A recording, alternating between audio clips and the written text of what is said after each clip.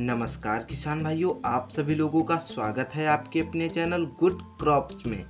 किसान भाइयों, आज की इस वीडियो में हम बात करने वाले हैं टमाटर की एक काफ़ी बढ़िया वैरायटी के बारे में, जिसकी खेती आप सर्दी, गर्मी, बरसात किसी भी मौसम में करके काफ़ी अच्छा उत्पादन ले सकते। किसान भाइयों, सबसे पहले मैं आपको इस वैरायटी का नाम बता दूं तो इस वैरायटी का नाम है रक्षक टमाटर। किसान भाइयों, ये F1 हाइब्रिड किस्म है और इस वीडियो में मैं आपको इस वैरायटी से रिलेटेड एक जानकारी देने वाला हूँ, इसलिए वीडियो को एंड तक जरूर देखना। और अगर आप लोग हमारे चैनल पर नए हैं या फिर आप लोगों ने अभी तक अपने भाई के चैनल को सब्सक्राइब नहीं किया है तो चैनल को सब्सक्राइब जरूर कर लीजिए, क्योंकि मैं आपके लिए खेती किसानी से रिलेटेड इसी तरह की जानकारी लाता रहता हूँ। तो चलिए शुरू करते हैं। किसान भाइयों, सबसे पहले मैं आपको बता दूं कि यह वैरायटी नून हेम्स कंपनी की है और इसका नाम है रक्षक टमाटर।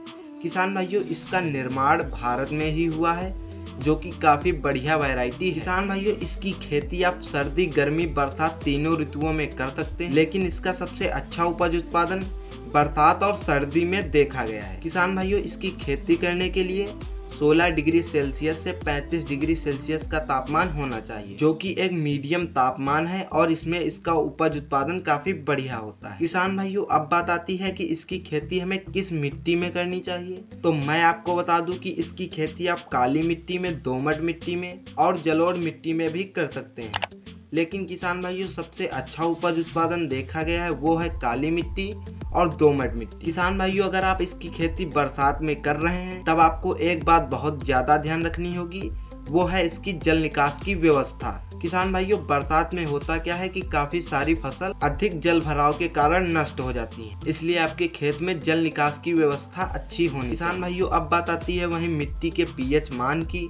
तो मिट्टी का पीएच मान 5 से 7.5 के बीच में होना चाहिए और मिट्टी जीवाश्म युक्त भी होनी चाहिए। किसान भाइयों, अगर आप इसकी खेती बरसात में करना चाहते हैं तो आपको इसकी नर्सरी 15 जून से 10 जुलाई के बीच में लगा देनी चाहिए और इसकी नर्सरी 25 से 28 दिन में तैयार हो जाती है। नर्सरी तैयार होने के बाद जब आप इसकी रोपाई कर देते हैं और रोपाई होने के बाद 60 से 65 दिन में इसकी फसल तैयार हो जाती है, जो कि दूसरी वैरायटियों के मुकाबले काफी जल्दी तैयार हो जाती है। किसान भाइयों, अब बात आती है इसके फल के वजन की। तो मैं आपको बता दूं कि इसके एक फल का वजन 80 से 100 ग्राम के बीच में होता है, जो कि एक मीडियम साइज का फल होता है। इसका कलर गहरा लाल होता है, जिसके कारण आपको बाजार में बेचने में काफी आसानी होती है। किसान भाइयों, काफी सारे किसान भाइयों के मन में एक बात जरूर रहती है कि इस वैरायटी की खेती हम किस किस राज्य में कर सकते हैं। तो किसान भाइयों, इसकी खेती आप भारत के सभी राज्यों में कर सकते हैं। किसान भाइयों, इस वैरायटी में रोग काफी कम लगते हैं और इसके फल काफी मजबूत होते हैं, जिसके कारण ये जल्दी से सड़ते नहीं हैं। किसान भाइयों, सबसे मेन बात आती है वो है इसके बीज का प्राइस।